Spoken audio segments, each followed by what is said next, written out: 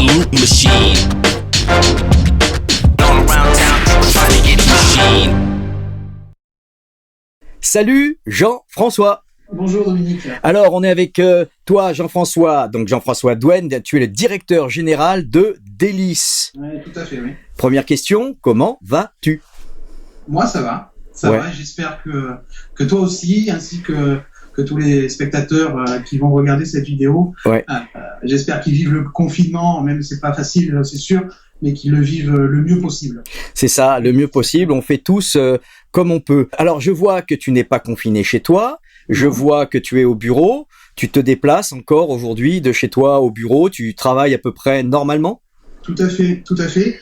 Simplement, nous on a mis tous les personnels qui pouvaient être mis en télétravail sont chez eux. Et puis au niveau de la direction, on continue quand même à venir au bureau, on ne croise personne.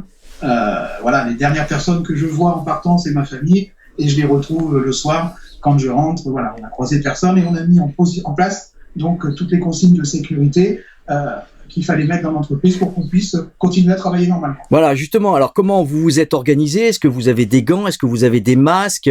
Est-ce que tout le monde est à son poste aujourd'hui ?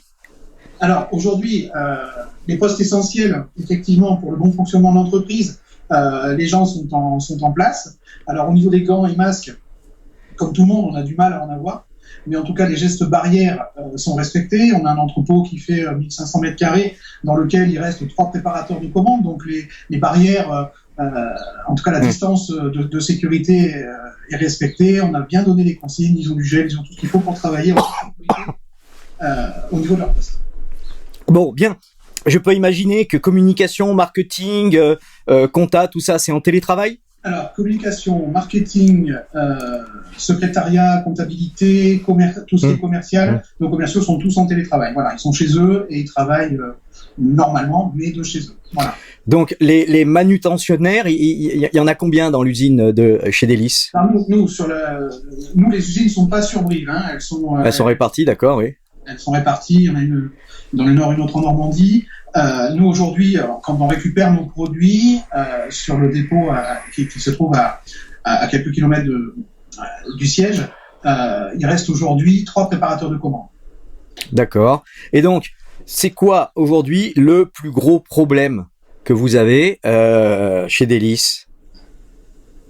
Le plus gros problème qu'on ait aujourd'hui, c'est qu'on ne puisse pas rencontrer en direct nos clients, mais on arrive à travailler à peu près correctement. Le gros problème aussi, voilà, c'est ce lien social dont on a besoin avec les salariés, avec les gens qui travaillent avec nous, de ne pas pouvoir les rencontrer. Enfin voilà, mais après, c'est vrai qu'au niveau du télétravail, on arrive quand même, comme on le fait ensemble aujourd'hui, à faire des Skype, à se contacter et à travailler plus ou moins correctement.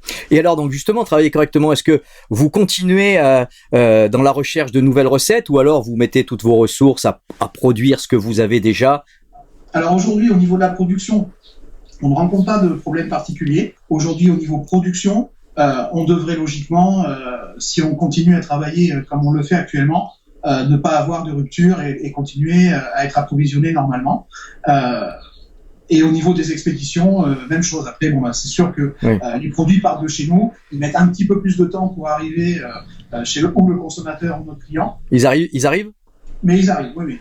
D'accord. Donc vous n'avez pas de problème, vous, de matières premières, de livraison de matières premières, y compris les flacons ? Pour l'instant.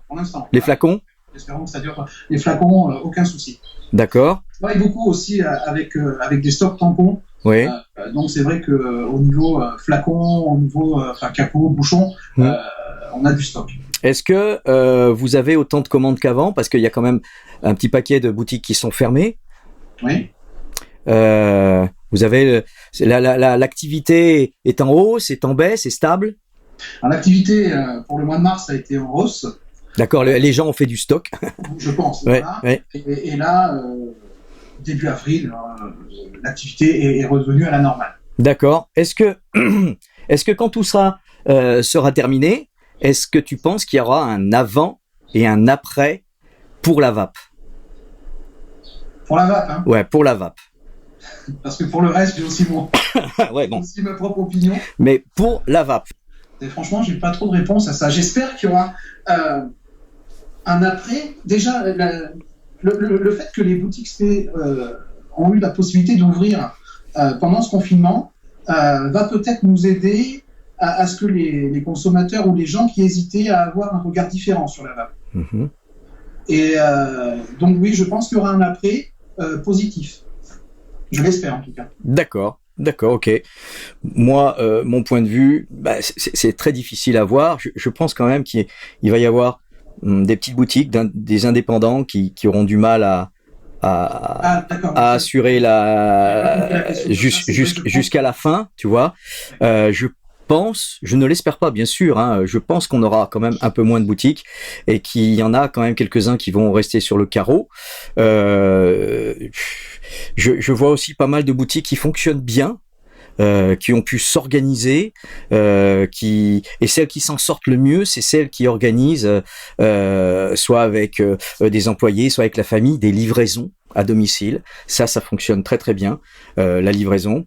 J'ai vu certains, ont tout de suite mis en place un petit site internet, justement, pour pallier. Ce que je vois, c'est que y a quand même beaucoup d'exemplarité dans les boutiques, chez les fabricants. Heureusement, comme tu disais, notre ministre de la Santé a compris que la vape était essentielle si on voulait pas que les vapoteurs retournent au tabac. Un vapoteur, moi compris, enfin tout vapoteur est très fragile de ce point de vue-là. Déjà, on reste ouvert. Déjà, les fabricants continuent à fabriquer. Beaucoup de détaillants continuent à livrer leurs clients.